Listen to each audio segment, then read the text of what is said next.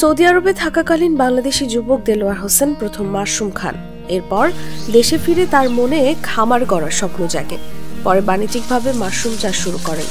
নিজের শ্রম আর মেধায় তিনি এখন সফল। লক্ষ্মীপুর সদর উপজেলার তেওয়ারীগঞ্জের বিনোদ ধর্মপুর গ্রামে তার খামারে মাশরুমের সমাহার। দেলোয়ারের খামারে এখন 3 জাতের মাশরুম আছে। এই পণ্য স্থানীয় বাজার ছাড়াও নোয়াখালী, চট্টগ্রাম ও ঢাকায় বিক্রি হয়। কম পুঁজিতে বেশি লাভজনক এই পণ্য বিদেশে রপ্তানি করে নিজের উন্নয়নের পাশাপাশি এলাকার বেকার তরুণদের কর্মসংস্থানের স্বপ্ন দেখছেন এই উদ্যোক্তা। অল্প কৈশোর হিসাবে ছোট করে একটা ফার্ম করছিলাম। ওইখান থেকে যে আমাদের কাজটা তখন আরেকটু ডেভেলপ হওয়া শুরু হয়েছে, তখন আমরা কি করছিলাম, উদ্যোক্তা প্রশিক্ষণ নিয়েছিলাম কৃষি উপজেলা স্যার থেকে। আমাদের প্রথমত মাশরুম উৎপাদন ছিল ফার্স্টে অল্প সীমিত 10 কেজি 20 কেজির মতো 50 কেজি। এখন আমাদের যখন উদ্যোক্তা ট্রেনিং হওয়ার পর থেকে আমাদের মাশরুম উৎপাদন আরও বাড়ছে। এটা আমরা এখন বাজারজাত করে আমাদের উপজেলাতে লক্ষ্মীপুরে, সমনিতে, তারপরে আমাদের কিছু মাশরুম চট্টগ্রাম অথবা ঢাকাতে দিতেছি। তার দেখা দেখি আগ্রহী হয়ে উঠেছেন স্থানীয় অনেকেই। সংসারের কাজগুলা মেনটেন করে আমরা বাড়তি সময় যেটা আছে ওই সময়টা আমরা প্যাকেটগুলো বানাইতেছি। আমাদের এটাতে বাড়তি আয় হইতেছে। এখানে আসি মানুষ আরো প্রশিক্ষণ নিতেছে, ওনার কাছে কাজ করতেছে, আর ওইও উপকৃত হইতেছে এই মাশরুম চাষ করি।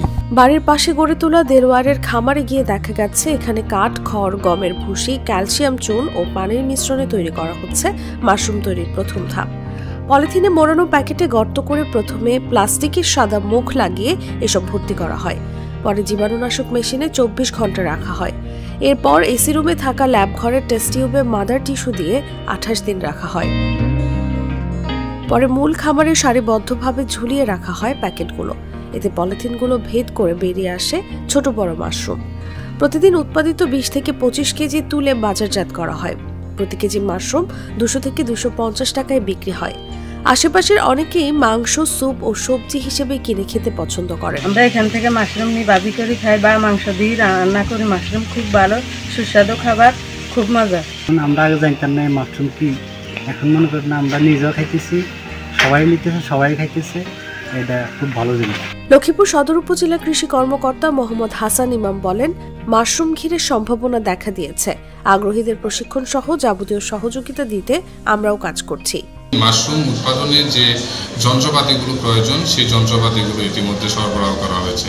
এতে করে এই মাশরুমের জন্য যে অন্যান্য যে উপকরণগুলো আগে ঢাকা বা কুমিল্লা থেকে আনার দরকার ছিল, সেগুলো আর কৃষককে ওই জায়গা থেকে আনতে হবে না। সে এখন নিজে এই যন্ত্রের মাধ্যমে তার যে প্রয়োজনীয় যে কাজকর্মগুলো আছে সেগুলো করতে পারে।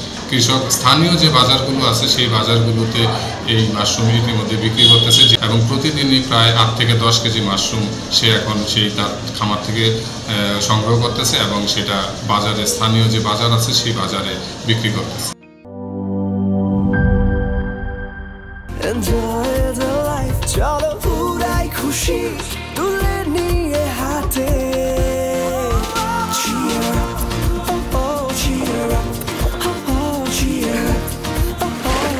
চিল হবে রিফ্রেশিং মুডে।